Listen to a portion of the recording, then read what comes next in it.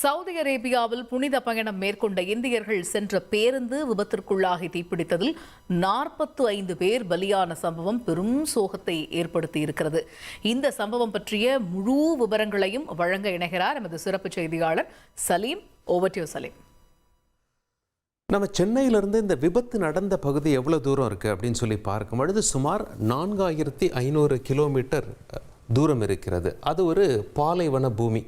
இஸ்லாமியர்கள் மெக்கா போவது வழக்கம். அவர்களுடைய 5 கடமைகளில் இது ஒரு கடமை. யாருக்கு வசதி இருக்கிறதோ, யாருக்கு அந்த உடல்நிலை இருக்கிறதோ அவங்க அந்த பாலைவன பூமிக்கு போகலாம், மெக்காவுக்கு போகலாம். அங்கே மெக்காவில் அவர்களுடைய நம்பிக்கை என்ன அப்படின்னா, ஏப்ரஹாம் என்ற இறை தூதர், இப்ராஹிம் என்று அழைக்கிறார்கள் இஸ்லாமியர்கள். அவர் உலகத்தின் பழமையான பள்ளிவாசல் அந்த மசூதியை அங்கே கட்டியிருக்கிறார் என்று அங்கே போய் தொழுகை நடத்துவார்கள்.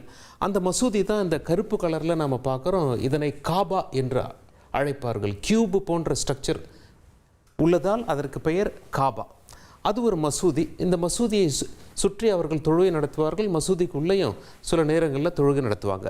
இந்த தொழுகை செய்வதற்காக அங்கே செல்வது இஸ்லாமியர்களின் வழக்கமாக ஹஜ் அப்படின்னு சொல்கிறது வருஷத்தில் ஒரு குறிப்பிட்ட 5 நாட்கள். இது ஹஜ் காலகட்டம் இல்லை. இந்த ஆண்டுக்கான ஹஜ் ஏற்கனவே முடிஞ்சு போச்சு. அடுத்த ஆண்டுக்கான ஹஜ் 2026 மே மாதம் தான் வருது. அது ஒரு குறிப்பிட்ட காலகட்டத்தில் தான் செய்ய முடியும். ஆனால் வருடம் முழுவதும் செய்வது உம்ரா என்று அழைக்கப்படுகிறது. ஹஜ்ஜை பில்கிரிமேஜ் என்று அழைப்பார்கள், புனித பயணம். உம்ரா என்பது மினி பில்கிரிமேஜ் என்று அழைப்பார்கள். இப்போது இந்த பயணிகள் 46 பேர் உயிரிழந்திருக்காங்க இல்லையா, அவங்க செல்வது உம்ரா என்கிற அந்த புனித பயணத்தை நிறைவேற்றுவதற்காக. எங்கிருந்து போயிருக்காங்க அப்படின்னு சொல்லி பார்க்கும் பொழுது நம்ம இந்தியாவில் குறிப்பாக ஹைதராபாத்தில் ஒரு டூர் ஏஜென்சி மூலமாக போயிருக்காங்க. 54 பேர் போயிருக்காங்க.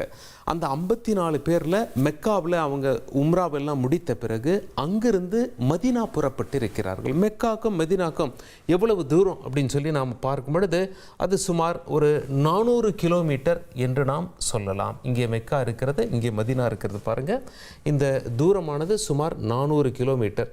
அவங்க அங்கே பயணம் செஞ்சுருக்காங்க. ஆனால் மதினாவை அடைவதற்கு 25 கிலோமீட்டருக்கு முன்பு அந்த நிகழ்வானது, அந்த ஆக்சிடென்ட் ஆனது அரங்கேறி இருக்கிறது. முதல்ல அந்த விபத்தின் காட்சிகளை பார்க்கலாம்.